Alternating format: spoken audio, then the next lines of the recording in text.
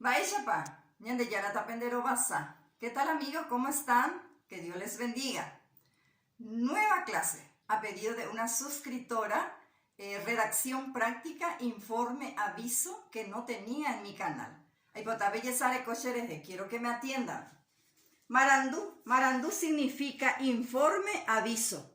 Concepto. Komaranduja PTI kuatia oyehaiva. Omombe ujanwa oikotaba ha oyeyapotaba. Que traducido quiere decir, el informe o aviso es un texto que describe las cualidades de un hecho y de los eventos que lo rodean. Yahai Hanwa significa redacción. Marandú, informe, aviso. Marandú o Huereco Vaena. Todo informe o aviso debe de tener una estructura del informe o aviso, o serían las partes de que consta. Les digo que son 6 partes que debe tener un informe o un aviso. Baerepa oñe significa de qué cosa se habla. Moopa oikota, ¿dónde? Araka epa oikota significa cuándo. Bae arabopepa oikota significa hora. Baerepa significa por qué. Taanga significa láminas o afiches que puede tener también un informe o aviso. Tembiaishara, ejemplo. Boejao Santa Clara. Oikota San Juan Ara, boejao Santa Clara pe. Oyapo s hatuba. Oyoguajanwa ta angamburuj.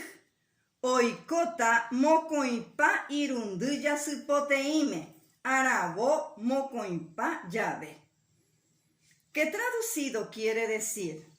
Colegio Santa Clara sería el membrete del colegio. Se realizará la fiesta de San Juan en el Colegio Santa Clara. Organizan los padres de familia para la compra de televisores.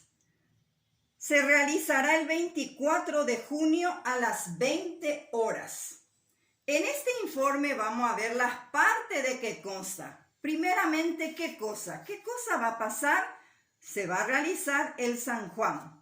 ¿Dónde? En el Colegio Santa Clara.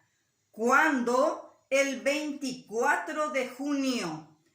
Va arabo pepa oikota, la hora, arabo, 20 horas.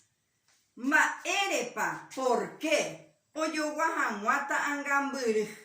Y las láminas, ya dependiendo del aviso, en este caso sería Beyú, Payaguamascada, las láminas referentes a este aviso o informe. Así termina nuestra lección de hoy. Ya yo ya bebé.